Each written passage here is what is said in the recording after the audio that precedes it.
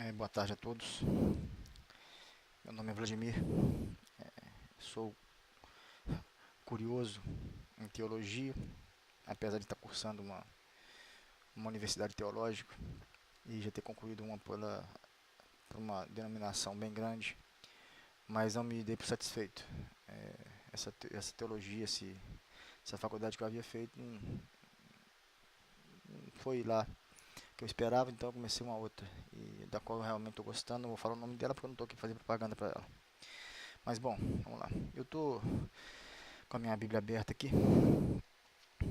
Minha Bíblia está aqui. Tenho pena dela porque ela sofre na minha mão, tanto que eu a leio, que eu estudo.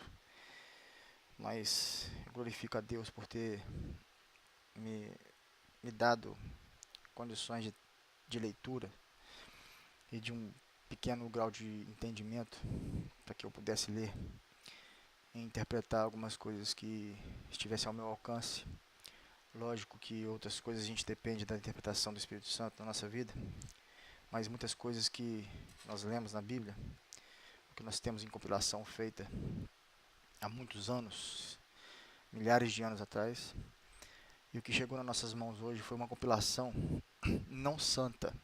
Essa compilação ela não é santa, ela não é sagrada, porque ela tem muito de homem. Na verdade, ela foi editada várias centenas, milhares de vezes até chegar ao que nós temos hoje. E nós vemos erros grosseiros. E eu não estou aqui para denegrir ou diminuir a importância da Bíblia, não. Eu quero enfatizar a importância da Bíblia, tanto é que nós temos que buscar o conhecimento, o entendimento, pesquisar a história de como aconteceu os fatos, de quem compilou a Bíblia, quem achou os pergaminhos, como foi escolhida, né, os apócrifos, os canônicos, porque, né, de cada um deles.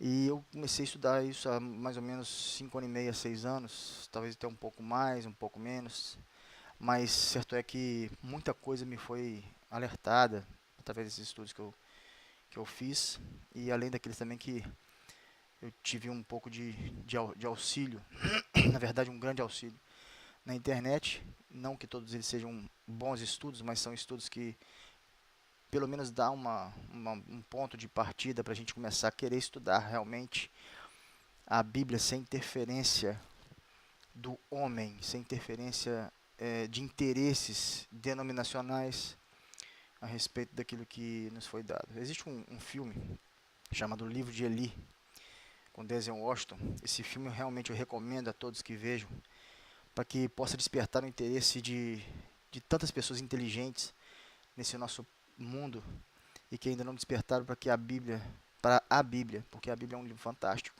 fantástico, uma história maravilhosa, um livro repleto de enigmas que a gente vai descobrindo com uma boa leitura, uma leitura, não uma leitura dinâmica, mas uma leitura estudiosa a respeito dos temas.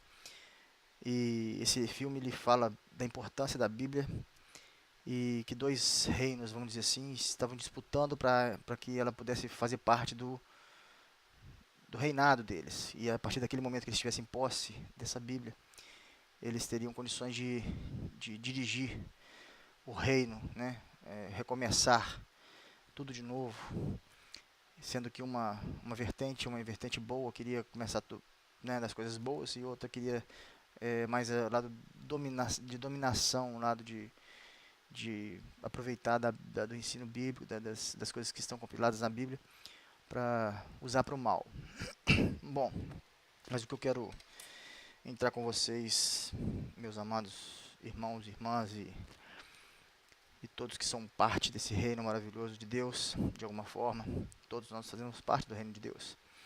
Não importa o que nós achamos, de que vamos achar ou não, mas o que importa é que quem vai decidir tudo é Deus, quem já decidiu tudo é Ele. E o que nós temos que fazer é melhorar a nossa vida como pessoa, como cidadão. Isso é o que nós esperamos de cada um de nós. Eu estive estudando 2 Samuel 7 e eu vi uma história fantástica e o título da minha Bíblia é A Promessa de Deus a Davi. Bom, lá no versículo 12, já bem adiantando, Deus fala para Davi, através de Natã, que quando Davi viesse a dormir com seus pais, o que é dormir com seus pais? quando viesse morrer, né? Davi viesse a morrer, Deus escolheria aquele cujo reino seria firmado. Deus firmaria o reino daquele que próprio Deus haveria de escolher, mas que ele só escolheria a partir do momento em que Davi já não estivesse mais vivo. Então, enquanto Davi estivesse vivo, ele não escolheria. Deus não escolheria aquele cujo reino seria firmado.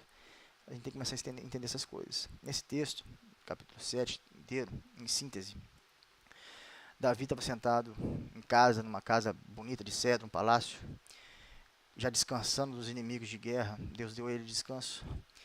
E quando a Bíblia fala que mente vazia é a oficina do inimigo, vamos dizer assim, eu vejo que esse capítulo tem muito a calhar. Porque Davi, quando estava ocioso em casa, já descansando das batalhas, das guerras, vencedor de todas elas por Deus, Deus o deu de presente as vitórias.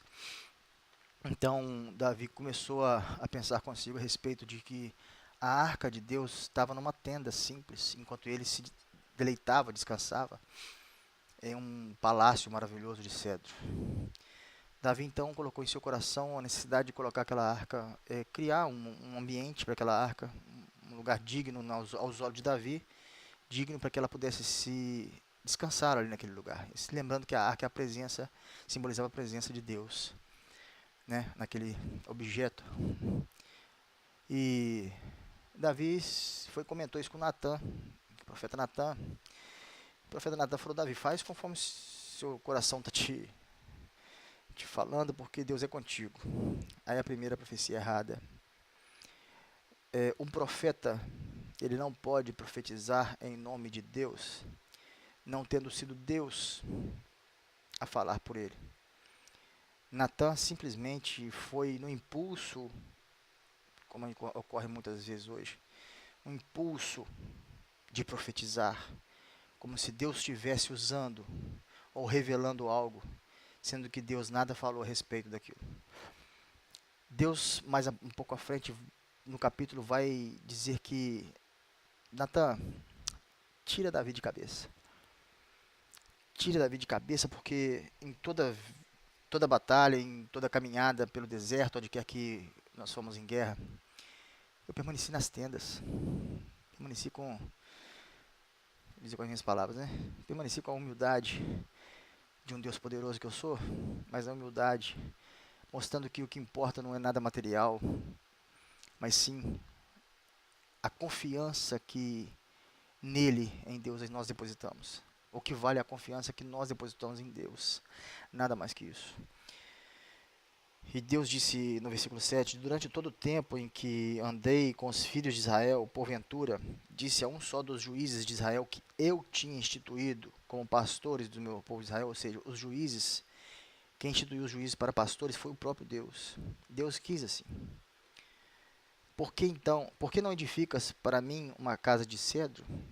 Deus perguntando a Natã. Todos os juízes que eu nomeei pastor, em nenhum deles eu pedi para edificar nenhuma casa para mim de cedro. E Deus fala aqui no versículo 8, eis o que dirás ao meu servo Davi, assim fala o Senhor Deus dos exércitos. Aí já é uma profecia de Deus. Aí é o próprio Deus falando a Natã que transmitisse o recado. Deus é Deus de recado. Transmitisse a ordem a Davi. Fui eu que te tirei das pastagens, onde pastoreavas ovelhas, para seres chefe do meu povo Israel. É Deus que tira, meu irmão. Não importa onde você está. Se Deus quiser te tirar dali, Ele vai te tirar. Davi nem sabia. Davi não fazia nem ideia de que ele poderia sair de um pastor de ovelhas para um rei. Davi não fazia ideia. Davi estava quietinho lá no canto dele, fazendo as obrigações dele, pastoreando as ovelhas, não como pastor denominacional, mas pastor de ovelha, de animal. Ele pastoreava os animais, cuidava dos animais. Se os ursos viessem contra os animais, ele mataria os ursos, os leões da mesma maneira. Mas enfim, ele fazia a obrigação dele. Meu irmão, faça a sua obrigação. Deus tem um chamado com você, ele vai te chamar. Não queira antecipar nada de Deus, como fez Natan a respeito da profecia falha que ele deu para Davi. Faz, Davi, segundo o seu coração. Não faça isso não, meu irmão. Não fale como se Deus estivesse falando, porque se ele vai te cobrar. Ele vai te cobrar. Deus não é Deus de brincadeira, Deus não é Deus de confusão, não é homem para mentir, nem filho do homem para se arrepender. Tem muita gente brincando com Deus. Tem muita gente brincando com Deus. Deus disse ainda: eu estive contigo por onde ias e destruí todos os teus inimigos diante de ti. Eu te darei um grande nome como o nome dos grandes reis da terra, dos grandes da terra. É Deus que fez tudo para Davi. É Deus que faz tudo para a gente. Nós não precisamos de nada que não venha das mãos de Deus. Nós não precisamos fazer nada a não ser nossa obrigação de ser humano, cidadão, coerente, responsável, trabalhador, dedicado, fugindo do mal, fugindo de falar mal dos outros, vivendo isso, que eu confesso, nem sempre eu consigo, muitas vezes eu perco feio, mas eu tento pelo menos, tento com muita força, e às vezes que eu não consigo, eu mesmo me cobro de uma maneira fora do normal, mesmo sabendo que uma das partes da Bíblia diz que nós não devemos nos julgar, mas tão somente nos examinar. Mas vamos lá, versículo 10. E prepararei um lugar para o meu povo, Israel, e o estabelecerei lá, para que desfrute do seu próprio lar, e não mais tenha de andar errante, nem os perversos continuem a oprimi-lo, como fizeram no início, e vem ocorrendo desde o tempo em que nomeei juízes sobre o meu povo, Israel. Meu irmão, Deus fala muito forte. Ele que vai fazer tudo para nós, Ele que vai providenciar tudo para cada um de nós. Mas nós não temos ainda a consciência de que nós temos que ser totalmente dependentes dEle. Tudo que formos fazer, e eu vou falar sobre pecado, o que eu entendo de pecado. Quando eu vou fazer algo, qualquer que seja esse algo, que eu questiono ou pondero em meu coração se é certo ou errado, eu já sei que é errado. Eu não faço, ou procuro não fazer. E se faço, querendo provar se aquilo que eu pensei é certo ou errado, me vem uma tristeza profunda no meu coração. Uma tristeza que eu gostaria de não ter vivido ela. Eu poderia ter evitado. A Bíblia diz: todas as coisas são lícitas, mas nem tudo convém. Todas as coisas são lícitas, mas não me deixarei dominar por nenhuma delas. Tem coisa que não convém. É lícito, você pode fazer, você pode tudo. Mas não tem coisa que não convém. E se não convém, você sabe que não convém. Você vai saber que aquele reflexo daquilo que você vai fazer vai surtir um efeito positivíssimo ou destruidor no seu caminho. Mas vamos lá. Eu estou falando isso aqui nesse 2 Samuel 7 para falar para você que igreja, enquanto a gente entende como templo, Deus não está ali. Deus não é homem para mentir, nem filho do homem para se arrepender. E eu vou mostrar isso aqui. Estão querendo te prender em denominação, tirando todo o seu recurso praticamente. Tem denominação então que é lixo puro. Estou aqui para denegrir ninguém, mas é lixo puro. Que além do dízimo, que é da lei, que não é mais para ser dado, tem o trízimo. Eu não entendo esse povo. Meu povo padece porque lhe falta conhecimento. É triste, mas é verdade. Mas vamos adiante. Quando a sua vida chegar ao fim, Deus falando de Davi. Quando você, Davi, tiver com a sua vida no fim, ela chegar no fim, e vieres a descansar na companhia dos seus antepassados, escolherei um dos seus filhos para sucedê-la. Olha só, Davi estava vivo, escutando Natan falar com ele. E Deus disse que quando Davi dormisse com os familiares dele, com os antepassados dele, dormisse com os antepassados, ele ia morrer, gente. Então não poderia ser levantado ninguém enquanto Davi estivesse vivo. Entenda bem. Só depois que Davi morresse é que o próprio Deus escolheria um dos seus filhos para sucedê-lo, ou seja, na descendência consanguínea praticamente de Davi. Jesus. Deus falava de Jesus o tempo todo e tem gente que acha que é Salomão. Vamos ver por que não é Salomão? Vamos lá. Será ele quem edificará uma casa em honra ao meu nome. Jesus é quem edificaria uma casa em honra ao nome dele. Jesus, ele construiu algum templo? Alguma denominação? Nunca li. Talvez esteja nos apócrifos que ainda não foram achados ou traduzidos. E eu firmarei o trono dele para sempre. Aqui já descarta Salomão.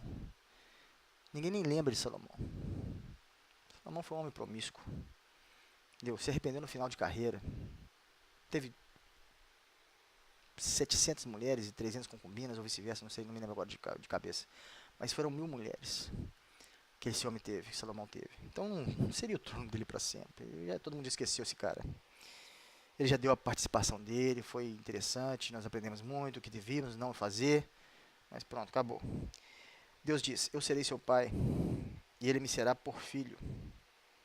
Olha só, na minha Bíblia, na tradução da minha Bíblia está assim: mesmo no tempo em que tiver que padecer pela iniquidade dos homens, eu mesmo, diz Deus, o punirei e açoitarei com os castigos dos humanos, aplicado por intermédio de homens. Jesus morreu, padeceu demais da conta, sofreu, foi pisado, chutado, massacrado, cuspido, pregado numa cruz, furado com lanças e cortado com espadas. Ele sofreu pelo pecado dos homens. Mas tem uma Bíblia que diz, nesse mesmo versículo, e diz assim: eu serei seu pai e ele me será por filho. E, se vier a pecar, castigá-lo-ei. E segue o versículo. E, se vier pecar, castigá-lo-ei. Quer ver isso? Abra sua Bíblia, 2 Samuel 7,14, na versão Almeida. Versão Almeida. Qualquer uma de Almeida. Sei porque eu tenho uma Bíblia aqui que fala sobre isso. Inclusive a Bíblia da mulher. Eu dei para minha esposa. Pega lá e vê, 2 Samuel 7,14. Aí fala que Deus pecou. Jesus pecou. Na de Almeida, a versão de Almeida fala que Jesus pecou. E se vier pecar, castigá-lo-ei. Jesus não foi castigado? Lá na frente, 1000 anos depois, mais ou menos, ele não foi castigado? Não morreu na cruz? Não padeceu? Então, a Bíblia de Almeida, a versão de Almeida, diz que Jesus pecou. Claro, por analogia. Eu tenho certeza, convicção de que ele nunca fez isso. Porque a minha Bíblia, graças a Deus, essa parte da minha Bíblia não é perfeita. Essa compilação não é perfeita, tem várias falhas, mas essa parte aqui, graças a Deus, ela existe de forma que seja o que eu realmente confio ser verdade. Ele padeceu sim, pelos meus pecados, pelo pecado da humanidade, e ele não pecou. Ele morreu pelos nossos pecados. Mas vamos lá. Contudo, jamais retirei dele o meu amor. Em que pese Deus ter falado que agradou ao Senhor moê-lo. Olha só, moeu a carne. Deus que moeu Jesus. O próprio Deus disse: Deus que moeu. Eu vou castigar. Com o castigo dos homens, usando por intermédio de homens. Mas Deus não tirou dele o amor. Graças a Deus por isso. Vamos lá. Atos 17, 25. Deixa eu achar rapidinho aqui, no Novo Testamento. Atos 17, 25. Já estou encerrando. 17, 25. Deus fala assim: o Deus que criou o universo e tudo o que nele existe é o Senhor dos céus e da terra, e não habita em santuários produzidos por mãos humanas. Epa, confirmando lá em 2 Samuel 7. Ele não habita em santuário feito por mãos humanas. Ele não é homem para mentir, nem filho do homem para se arrepender. Ele disse em 2 Samuel, ele falando com Natã, Deus falando com Natã para falar a Davi, que não habitaria em templo feito por mão de homem. E aqui em Atos 17, 24 e 25 ele confirma isso. O Deus que criou o universo e tudo o que nele existe é o Senhor dos céus e da terra, e não habita em santuários produzidos por mãos humanas. Não habita não. O Antônio está mentindo? Ou ele se arrependeu de ter falado? Não, Deus não mente nem se arrepende. Versículo 25 de Atos 17. Ele também não é servido pelas mãos dos homens, como se precisasse de algo, porquanto ele mesmo concede a todos a vida, o fôlego e supre todas as nossas demais necessidades. Deus não recebe favor de homem, Quando você está na sua denominação e fala assim, ajudem a obra de Deus, não faça isso, pastor. Missionário, apóstolo, bispo, e quem quer que seja. Não fala bobagem. Deus não aceita favor de homem. E outra coisa, a obra de Deus foi concluída em 7 dias. No 7º ele descansou. Não queira falar que está ajudando a obra de Deus, que isso é mentira. O dinheiro que está entrando na sua denominação, pastor, é para os seus deleites. Alguns ainda fazem algumas obras sociais, mas já vi grandes igrejas gastando milhões em obras, já negando uma cesta básica para uma serva, uma membro da igreja. Foi negada uma cesta básica. Falou que não, nós estamos construindo uma igreja de 5 milhões e nós não temos como dar uma cesta básica. Ou seja, quando você entrega o seu dízimo, que é da lei, não era para você fazer, quando você entrega o seu dízimo, você, o servo, descansa, né? Você descansa. Fala, não, a minha parte eu fiz. Agora eu vou lá em Malaquias 3:10 e vou colocar Deus na parede. Olha o que Deus fala aqui. Malaquias 3, 8, 9 e 10. É o amuleto do crente. Esse crente michuruca, que gosta de berganhar com Deus. E também é o amuleto do pastor, do dirigente denominacional, para tirar de você o seu sustento, para tirar de você o seu dinheiro que você trabalhou. O trabalhador é digno do seu salário. Desde quando a obra que vocês falam que é obra de Deus, ela tem que ser considerada trabalho? Não. Vai trabalhar. Vai produzir o seu alimento, o líder espiritual, o líder denominacional. Não fique tirando da igreja uns homens que não tem qualquer caráter, entrando com um carro importado dentro da igreja, para o servo colocar a mão e falar assim, eu quero uma dessa. Ai, que hipocrisia. Essa BMW que entrou aí, foi você que deu. O lavrador, o varredor de rua, o advogado, o prefeito, o funcionário público, foi você que deu. Qual carro que você tem? Hein? A lei foi abolida por Jesus na cruz. Hebreus 7 diz sobre isso. Hebreus 9 diz sobre isso. Lê. Ninguém quer entender. Todo mundo descansou. Não, eu entrego meu dízimo, agora não tem responsabilidade. Se alguém chegar perto de mim pedindo alguma coisa, eu falo, não, procura o pastor da minha igreja, ou a pastora da minha igreja, que ele vai dar um jeito. E chega lá, o pastor não dá um jeito. E aí? Tiago 1:27 diz, a única religião aceita como pura e imaculada por Deus é amparar os órfãos e as viúvas nas suas necessidades. Ou seja, aquele que necessita de você, é você que tem que fazer. Aquele que chega a você, é você que tem que fazer. Não transfere para ninguém, nem para sua denominação. Se você quer dar os 10% do dízimo, dê então. O problema é seu, o dinheiro é seu. Mas quando alguém chegar perto de você, precisando de você, e você já entregou o dízimo, e você não ajudar essa pessoa, você pode ter certeza, isso vai ser cobrado de você. Isso vai ser cobrado de você. A denominação não precisa de você, não. Mas os carentes, os órfãos, as viúvas, esses sim necessitam. E eles vão nos procurar. E se nós não dermos a eles a ajuda, podendo fazer, nós seremos cobrados. Então tá aqui. Não fale que você está precisando de ajuda para a obra de Deus. Deus não é esse Deus fraco que vocês estão pregando, não. Deus não é fraco igual vocês estão pregando, não. A obra está precisando disso, se não der isso, a obra vai fechar, que feche.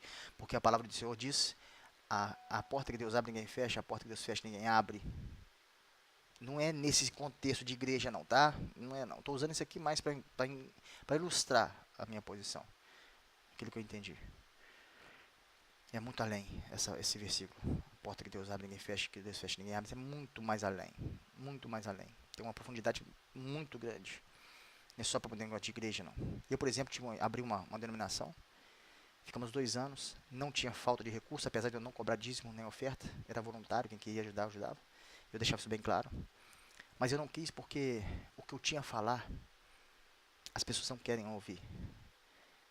Quando Deus levanta pessoas para falar a verdade, e a verdade dói, a pessoa não quer ouvir. A pessoa não quer ouvir que ela não precisa mais de dar o dízimo, e mesmo assim ela vai ser abençoada, ela não quer ouvir isso. Ela quer ouvir que ela deu o dízimo e ela pode cobrar, como um grande pastor denominacional fala aí, bispo, na verdade.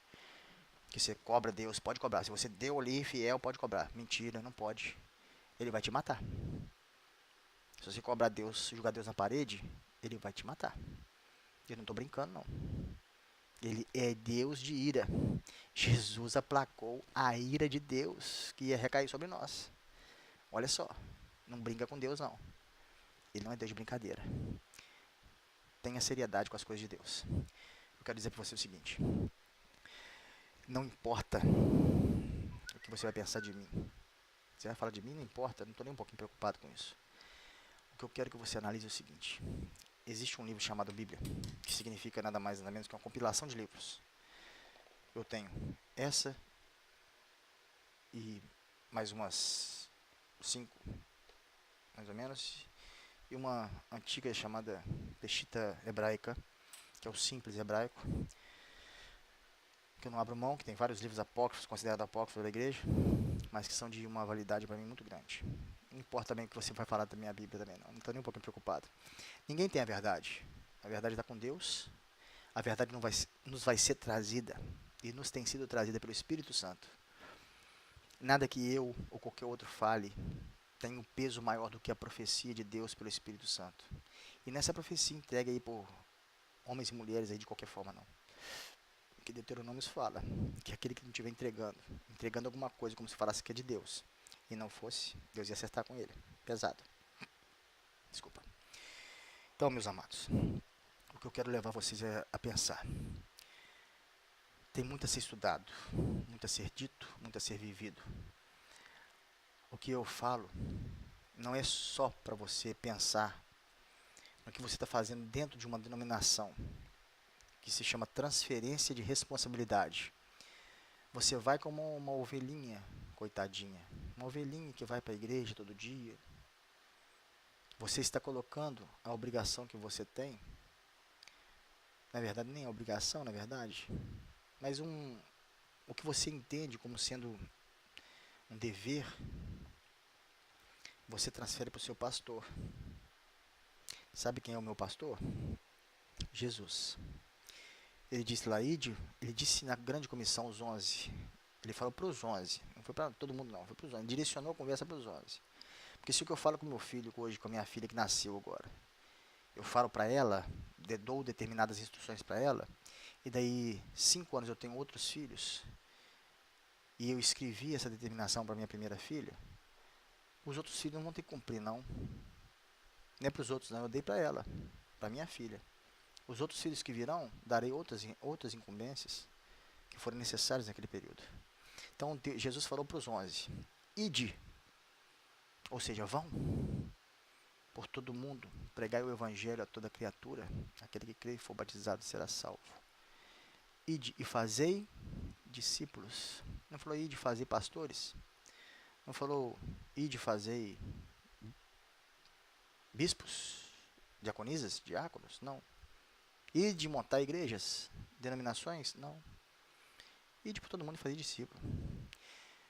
E diz mais, aquele que você bater na porta e não te receber, sacode a poeira da sua roupa, porque ela vai servir de testemunho contra aquela pessoa ou família que não te recebeu. E maior dureza vai ser para com elas, menor para Sodoma e Gomorra. Então aqueles que não te receberem, ou seja, não receberem a palavra do Senhor, quando você vai caminhando e falando, enquanto na praça, tomando um refrigerante, comendo um salgadinho, no trabalho, aquela sutileza brasileira, né? Se fala de Deus para a pessoa recebeu, glória a Deus. Ah, não recebeu? Sacode o pó. E esse pó vai servir de testemunho contra ela. Vai ter mais tranquilidade no julgamento de Sodoma e Gomorra do que contra essa pessoa que não te recebeu. Não se preocupa não. Nós não temos que convencer ninguém.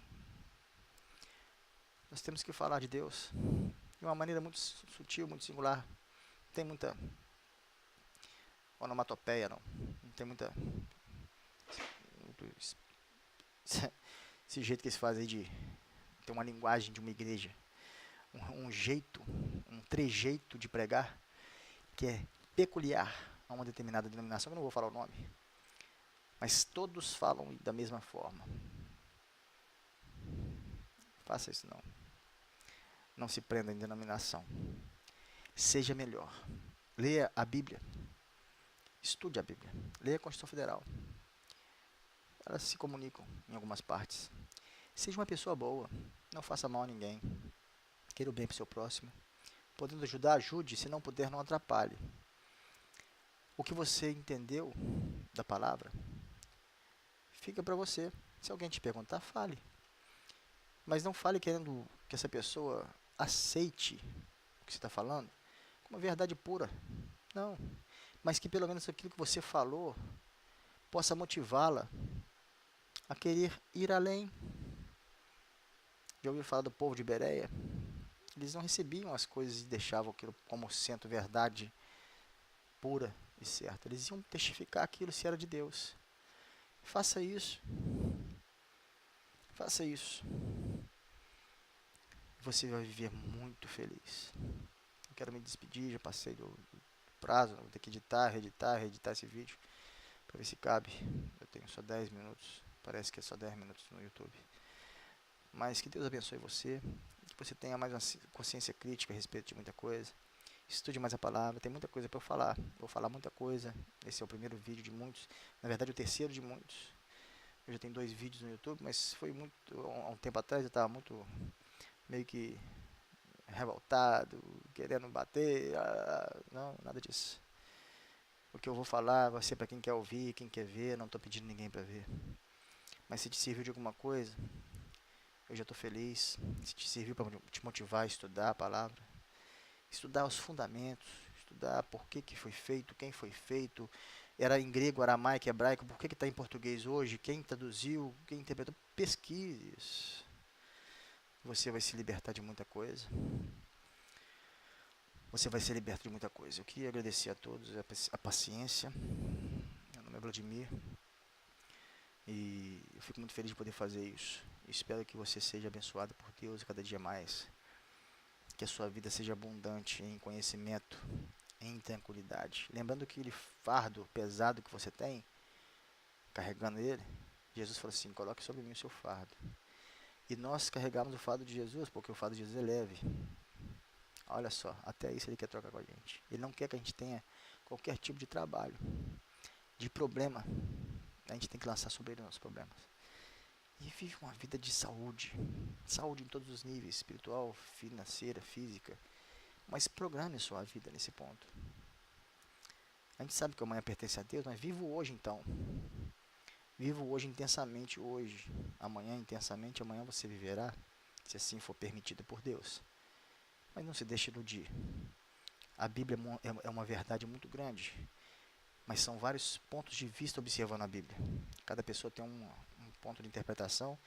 E outra coisa, texto sem contexto é pretexto para heresia. Então, se você tem um versículo, se alguém prega um versículo para você, chegando em casa, estude o capítulo inteiro. Veja se aquilo que foi falado realmente reflete a verdade do capítulo, da história inteira. E não somente de um pequeno versículo retirado do texto. Tenha paciência. Tenha mansidão. Eu estou buscando isso. Tem sido difícil. Mas eu acho que eu vou alcançando dia a dia. Eu quero que todos fiquem na paz do nosso Salvador e Criador eterno. Uma boa tarde. Tchau, tchau.